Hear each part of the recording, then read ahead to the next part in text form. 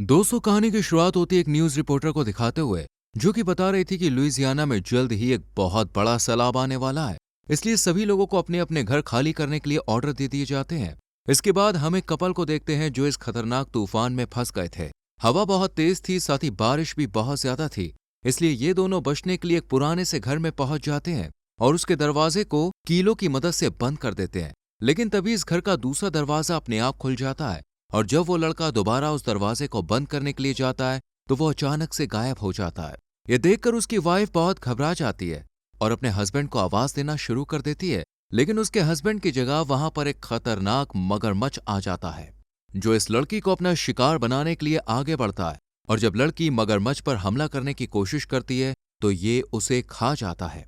दरअसल ये मगरमच्छ सैलाब की वजह से इस शहर में आ गया था। दूसरी तरफ हम एक पुलिस की जीप को देखते हैं जिसमें कुछ क्रिमिनल्स को जेल ले जाया जा रहा था। इस जीप में 2 पुलिस अफसर भी थे, पर भारी बारिश की वजह से इन लोगों का जेल पहुंच पाना नामुमकिन सा था। इसलिए पुलिस अफसर आज रात इसी शहर में रुकने का फैसला करते हैं। आपको बता दें, जो 5 कैदी हैं ये सभी मर्डरर्स हैं और इन्हें फांसी की सजा होने वाली है। पर अब भी इन लोगों को उम्मीद थी कि ये सब इस कैद से आजाद हो सकते हैं। खैर, अब रास्ते में एक पुलिस स्टेशन आ जाता है जहां पर ये रात रुकने वाले थे। यहाँ की शेरिफ यानी कि सीनियर अफसर एक लेडी होती है और वो अपने काम से बहुत ही प्यार करती है। इसके बाद शेरिफ अपनी डिप्टी से बात करने आती है क्योंकि पुलिस स्टेशन पर पानी आ रहा था और वहां के बेसमेंट को भरने का खतरा था।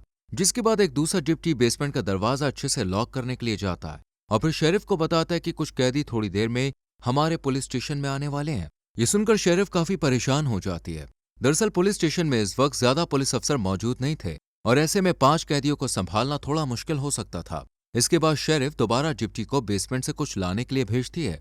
इसी दौरान हम देखते हैं कि वो खतरनाक मगरमच्छ छत के रास्ते इस पुलिस स्टेशन में पहुंच गया है। इसी बीच वो डिप्टी भी बेसमेंट में पहुंच जाता है जहां काफी सारा पानी भरा हुआ था। तभी एक मगरमच्छ आकर उस डिप्टी पर हमला कर देता है और उसे एक झटके में खींचकर पानी में ले जाता है और खा जाता है। इसके बाद हम कुछ गुंडों का एक ग्रुप देखते हैं जो अपने कैदी को रिहा कराना चाहते थे।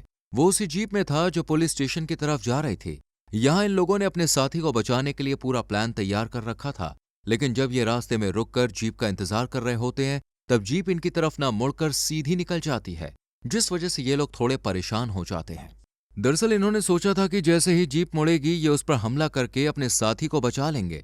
लेकिन पुलिस अफसर को इस बात की खबर पहले ही लग चुकी थी, इसलिए उन्होंने बस को मोड़ने के बजाय सीधा निकाला था। अब इन गुंडों का जो हेड था वो अपने दूसरे साथियों से कहता है कि अगर उन्होंने अपना प्लान बदल लिया है तो हम भी नया प्लान बनाएंगे, और ये कहकर वो सभी को जीप के पीछे लगा देता है। शाम तक जीप भी पुलिस स्टेशन पहुंच जाती है। शेरिफ और उसका डिप्टी आकर सभी कैदियों को पुलिस स्टेशन के अंदर ले जाते हैं, जहां पहले के सभी रिकॉर्ड्स चेक किए जाते हैं। और फिर शेरिफ इन सभी कैदियों से कहती है कि यहाँ सैलाब की वजह से हालात बहुत खराब हैं, तो आराम से रहना और प्रे करना कि आज रात सुकून से गुजर जाए। लेकिन अगर तुम लोगों ने कोई चालाकी दिखाने की कोशिश की तो मैं तुम्हें जान से मार दूंगी। जिसके बाद उन सभी को अलग अलग सेल में बंद कर दिया जाता है। वहीं बाहर गुंडों का ग्रुप जीप का पीछा करते हुए यहां तक पहुंच गया था। वो सोचते हैं कि अंदर ज्यादा सिक्योरिटी नहीं होगी तो हम बंदूक की नोक पर अपने साथी को छुड़ा लेंगे, और इसी प्लान को कामयाब बनाने के लिए वो ग्रुप बाहर से पुलिस स्टेशन पर गोलाबारी करना शुरू कर देता है, जिस वजह से शेरिफ और उसके डिप्टी को भी उन लोगों को शूट करना पड़ता है। लेकिन इसी दौरान इस ग्रुप का हेड और उसके साथी पुलिस स्टेशन के अंदर घुस जाते हैं और हेड चिल्लाकर पूछता है कि यहाँ कितने लोग हैं। तब शेरिफ, जो कि एक जगह छुपी थी, वो जवाब में कहती है कि बस हम 2 लोग हैं, एक मैं और एक मेरा डिप्टी साथी। इसके बाद वो हेड शेरिफ से कहता है कि हम सिर्फ यहाँ अपने साथी को लेने के लिए आए हैं। अगर तुम हमें हमारा काम करने दोगी तो हम वादा करते हैं कि हम किसी को भी नहीं मारेंगे। इस पर शेरिफ राजी हो जाती है। लेकिन तभी वो दोनों पुलिस अफसर जो कैदियों को यहाँ लेकर आए थे उन्हें गोलियां चलने की आवाज सुनाई देती है। इसलिए उनमें से एक अफसर अपनी बंदूक लेकर ऊपर चेक करने के लिए जाता है और तब वो देखता है कि शेरिफ एक जगह छुपी हुई है। जब शेरिफ उसे देखती है तब वो उसकी तरफ इशारा करते हुए गोली ना चलाने को कहती है, लेकिन वो पुलिस अफसर उसकी बात नहीं मानता और बंदूक लेकर उन गुंडों के सामने आ जाता है, जिसे देखते ही ये गुंडे उस पर फायरिंग शुरू कर देते हैं और पुलिस अफसर वहीं मारा जाता है। ये देखकर शेरिफ को भी गुस्सा आ जाता है और वो उन गुंडों को शूट करना शुरू कर देती है, जिससे उनके ग्रुप के एक आदमी को गोली लग जाती है और वो जख्मी होकर वहीं गिर जाता है। लेकिन थोड़ी ही देर में डिप्टी और शेरिफ उन गुंडों के सामने खुद को सरेंडर कर देते हैं। इसके बाद हेड शेरिफ से कैदियों का पूछता है, तब शेरिफ उसे वहां ले जाती है। जैसे ये लोग सेल में पहुंचते हैं वहां मौजूद एक अफसर इन लोगों पर बंदूक तान देता है, लेकिन शेरिफ उसे बंदूक नीचे रखने के लिए कहती है, जिसके बाद वो अफसर अपनी गन को नीचे रख देता है और हाथ ऊपर करके खड़ा हो जाता है। इसके बाद वो रसल नाम के कैदी को छुड़वा लेता है। ये देखकर सभी कैदी हेड से कहते हैं कि हमें भी इस जेल से आजाद करा दो, हमें भी अपना साथी बना लो, हम तुम्हारी मदद करेंगे। लेकिन हेड उन्हें मना करते हुए कहता है कि मैं बस इसे छुड़ाने के लिए यहाँ पे आया था, क्योंकि ये मेरा साथी है। रसल सेल से बाहर आकर हेड से गले मिलता है और फिर ये लोग पुलिस स्टेशन से जाने लगते हैं कि तभी बहुत तेज बारिश शुरू हो जाती है, इसलिए ये लोग बारिश के रुकने का इंतजार करते हैं। वहीं हम दूसरी तरफ उस आदमी को देखते हैं जो कि शेरिफ की गोली की वजह से घायल हो गया था। वो अब नीचे फर्श पर बैठा होता है और उसका खून काफी बह रहा था। लेकिन तभी एक मगरमच्छ उसके खून को सूंघ कर वहां पे आ जाता है और उस पर हमला करके उसे एक ही बार में पूरा निगल जाता है। थोड़ी देर बाद जब हेड रसल को यहां से ले जाने लगता है, तब उसे ले जाने से पहले वो शेरिफ से कहता है कि हमें इस पुलिस स्टेशन में लगे सभी कैमरों को खराब करना होगा, साथ ही शुरू से अब तक हमारी जितनी भी रिकॉर्डिंग हुई है उसे भी डिलीट करना होगा, ताकि हमारे खिलाफ कोई भी सबूत न रहे। ये सुनकर शेरिफ उससे कहती है कि उन लोगों को चिंता करने की कोई जरूरत नहीं है, क्योंकि सैलाब आने की वजह से कैमरे पहले से ही खराब हो चुके हैं। लेकिन हेड को उसकी बात पर यकीन नहीं होता, इसलिए वो अपने ग्रुप की एक लड़की को, जिसका नाम ईवा है, उसे शेरिफ के साथ कैमरा चेक करने के लिए भेजता है। जब ये दोनों जा रही होती हैं तब एक दूसरे से बात करने लगती हैं और वो लड़की शेरिफ से कहती है कि मैं भी एक पुलिस अफसर बनना चाहती थी, लेकिन मेरी किस्मत में कुछ और ही लिखा था। बात करते करते ये दोनों बेसमेंट तक पहुंच जाती हैं और देखती हैं कि पूरे बेसमेंट में पानी भरा हुआ है, जिसके बाद ईवा को भी यकीन आ जाता है कि हाँ, वाकई में कैमरे अब तक खराब हो चुके होंगे। इससे पहले कि वो दोनों यहां से जाती, शेरिफ को पानी में एक टॉर्च पड़ी हुई दिखाई देती है। शेरिफ उस टॉर्च को उठाने के लिए उसके करीब जाती है और जब उस टॉर्च को उठाती है तो उसके हाथ में जिप्टी का कटा हुआ हाथ आ जाता है, जिसके हाथ में टॉर्च थी। ये देखकर वो काफी घबरा जाती है और तब ईवा आगे बढ़कर पानी में चेक करने लगती है। लेकिन उसी दौरान एक मगरमच्छ सीढ़ियों से उतरकर पानी में आ जाता है, जिसे देखकर दोनों काफी डर जाती है।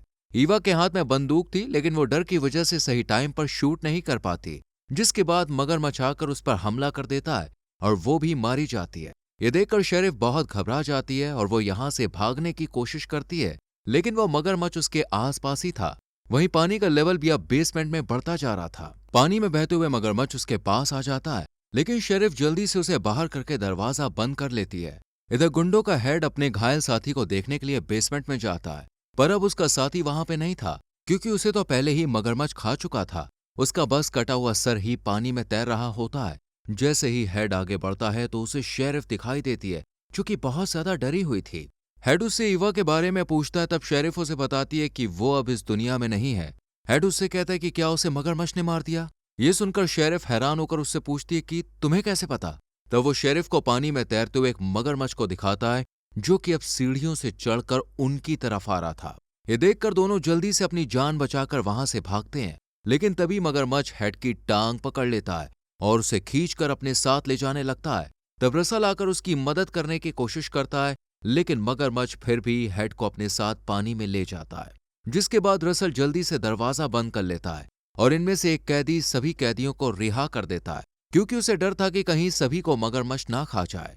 इसके बाद ये सब मिलकर उन मगरमच्छों से बचने का प्लान बनाते हैं और सोचते हैं कि आखिर कैसे उनसे बचा जाए। इसके बाद ये लोग एक रस्सी के जरिए एक एक करके ऊपर फ्लोर पर जाने लगते हैं, लेकिन एक कैदी जो कि आखिर में रह गया था, वो अपने साथी से ऊपर चढ़ने के लिए मदद मांगता है, लेकिन उसका साथी उसे पानी में धक्का दे देता है और इतने में मगरमच्छ आकर उसे भी खा जाता है। इसके बाद ये लोग ऊपर फ्लोर पर आ जाते हैं। तब शेरिफ रसल से उसकी पिछली जिंदगी के बारे में पूछती है, जिस पर वो कहता है कि मैं असल में अफगानिस्तान में काम करता था, लेकिन अपने सीनियर के साथ झगड़ा करने की वजह से मुझे नौकरी से निकाल दिया गया, जिसके बाद मैंने ड्राइवर की जॉब करनी शुरू कर दी और कुछ लोगों ने मुझसे कहा कि हम बैंक लूटने वाले हैं, बस तुम्हें हमारे लिए कार को ड्राइव करना है। मैं भी राजी हो गया, लेकिन मैंने उनसे वादा किया कि वो लोग किसी की जान नहीं लेंगे। लेकिन बैंक लूटने के बाद जब एक पुलिस अफसर ने उन्हें रोकने की कोशिश की तो उन लोगों ने मुझसे जबरदस्ती उसे मरवा दिया।